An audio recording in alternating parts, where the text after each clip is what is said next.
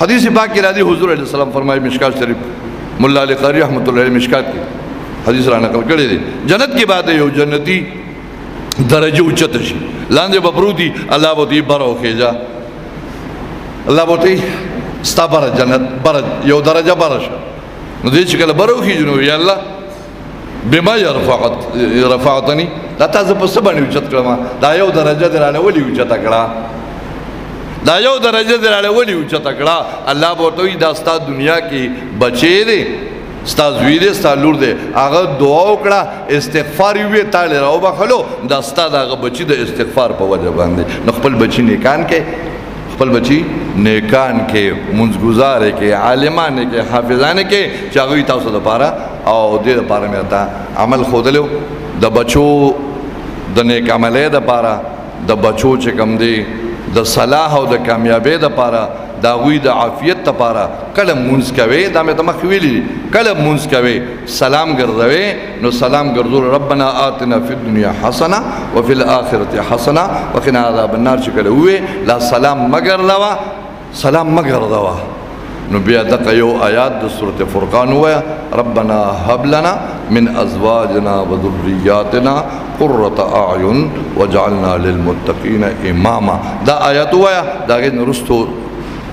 ربنا هب لنا من ازواجنا وذرياتنا یا الله مال خپل بچي او خپل بیبيان راکي قرة اعین هغه بچي هغه بیبيان چې هغه زما د سترګو د پاره یخوي وجعلنا للمتقین اماما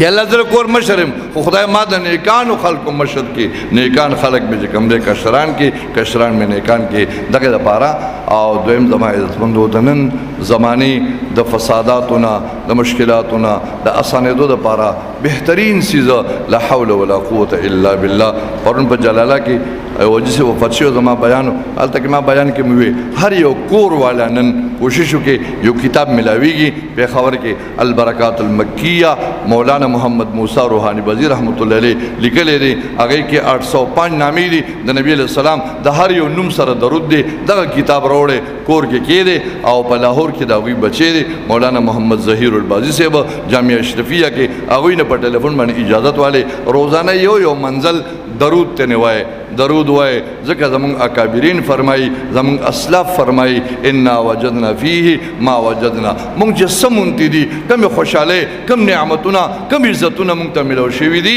نو هغه مونږ ته په درود باندې ملو شوی روزانه یو منزل ورځ کې به ختميږي په عمر باندې بیا شروع کوا ډیر د خیر او د برکت هغه کې چې کوم فواید او کوم هغه سلیکلی دي نو هغه بیانولو ټایم نشته ډیر د خیر او د برکت کتاب دی یو دغه د سلام نمخ دغه آیات وای او دغه البرکات المکیه مولانا محمد موسی روحانی وزیر رحمت الله علیه لیکل دا هغه هستی وا چې شپږ میاشتې دا غوی د قبر نه خوشبو روانه وا یو محدث او مفسر یو ډیر لوی عالم تر شوی دی الله دې توفیق راکړي واخر دعوانا الحمد لله رب العالمین ربنا تقبل منا انك انت السميع العليم وتب علينا انك انت التواب الرحيم اللهم سهل علينا وعلى والدينا كل صعب بحرمة سيد الأبرار يا حي يا قيوم يا ذا الجلال والإكرام يا إلهنا وإله كل شيء إلها واحدا لا إله إلا أنت برحمتك يا أرحم الراحمين.